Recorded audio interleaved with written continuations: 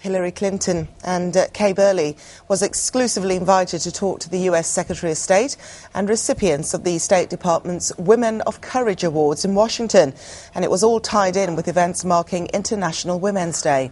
On the uprising in Libya, Hilary Clinton insisted that the United States and the rest of the international community will continue to support the region. Your government, the government of the UK and the government of France are working on a resolution to try to get authority from the United Nations Security Council. The Gulf countries said that they would support a no-fly zone.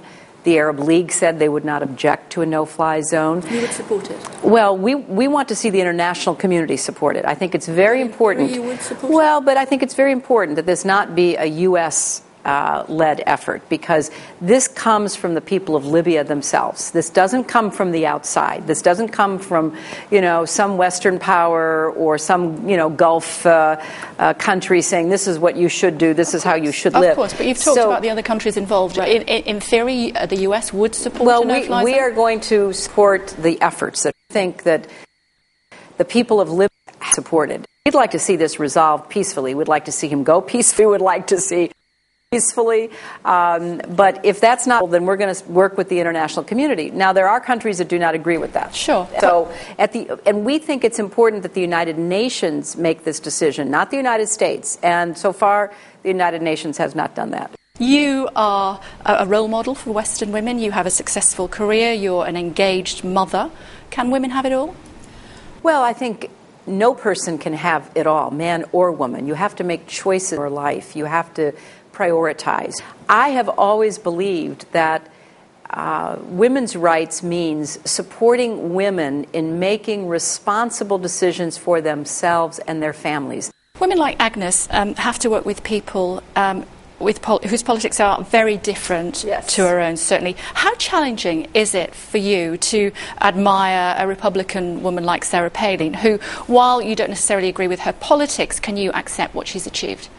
It's very easy for me because I admire women, and Agnes is a perfect example, who have gone into the political process in her case and has been successful. And I don't have to agree with everything, but I think it's important you respect those choices. But I just wonder whether young women now will have to struggle as much as we did in order to make their mark. Have we done the hard work for Chelsea's generation?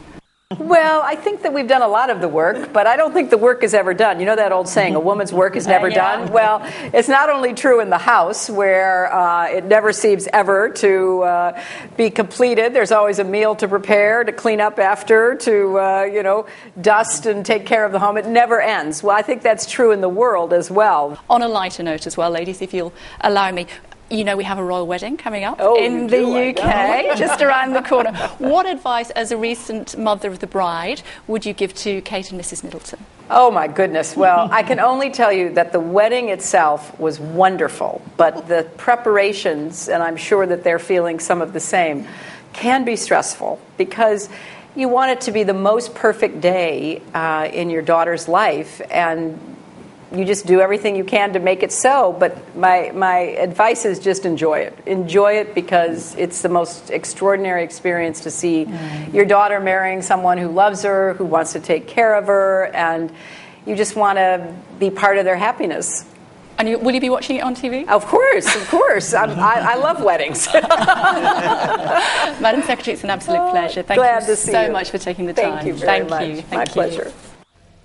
That's Kay Burley there speaking to the US Secretary of State.